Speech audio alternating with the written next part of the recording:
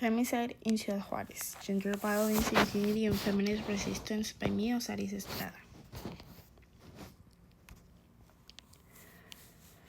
Femicides in Ciudad Juárez began receiving international attention in the early 1990s. Most of the victims were young women who worked in maquiladoras, foreign-owned factories created through global economic expansion.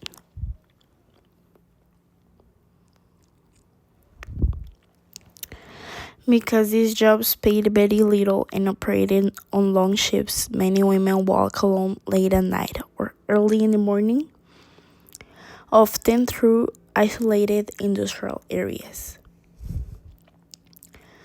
Researchers like Wright showed that the rise of maquilas created a new labor force where women were seen as cheap, replaceable workers. This placed them in unsafe environments with very few protections. As the violence increased, patterns emerged: disappearances, sexual violence, torture, and murders.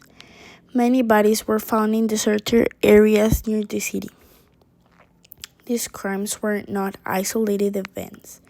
They form a clear pattern of gendered violence.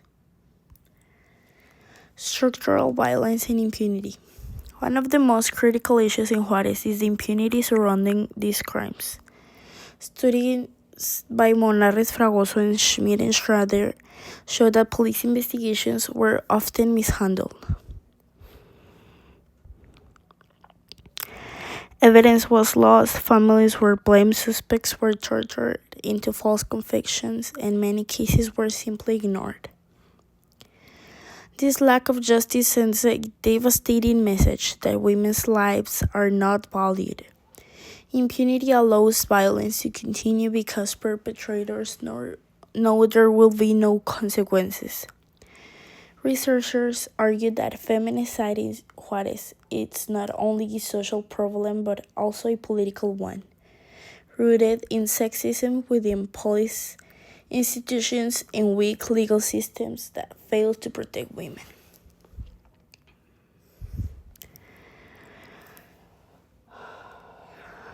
Gender poverty and vulnerability. Feminicides in Ciudad Juárez mostly affect poor and working-class women. Many victims were teenagers, students, or factory workers with limited access to transportation, education, or protection. Schmidt and Schrader explained that gender inequality becomes more severe when combined with poverty. This means women face greater risks simply because of their economic position. The border also creates unique dangers: organized crime, trafficking routes, and cultural violence that has been normalized over time. All of these factors make women especially vulnerable. Community resistance and feminist activism. Even with so much violence, there has also been powerful resistance. Stout and Coronado document how mothers of victims and feminist activists have led protests, created marches, painted the now famous spin crosses, and pressured the government to act.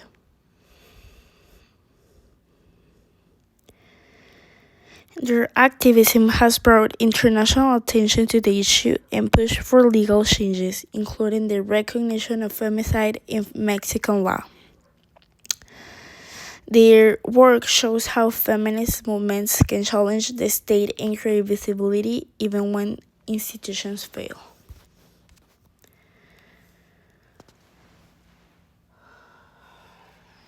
Possible solutions. Based on the research, the most effective solutions include: first, judicial reform, gender-sensitive investigation protocols, better training for police and prosecutors, and real consequences for negligence. Second, preventive measures, safe transportation for factory workers, improved lighting and security in industrial areas, and collaboration between factories and the community. And third, cultural change, education that challenges machismo, and community programs that promote gender equality. But the solutions must work together because change is not possible if only one part of the system improves. Researching this topic was an eye opening. What shocked me the most was how many cases remain unsolved and how the families have had to fight for basic recognition. This project helped me understand how feminicide is not only about individual crimes but also about systems that fail women. It also showed me the importance of feminist activism and how communities can resist violence even when institutions collapse.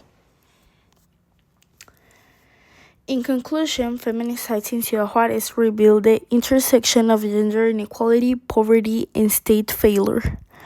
Understanding this issue through a global feminist perspective pushes us to think about justice, prevention, and how societies must change to protect women. The images I add are the pink crosses, Esmeralda's father, a girl who disappeared in Juarez in 2009 at the age of 14, La Cruz de Clavos, that it's at the Santa Fe Bridge on Mexico side, and pictures I took on the march I have been.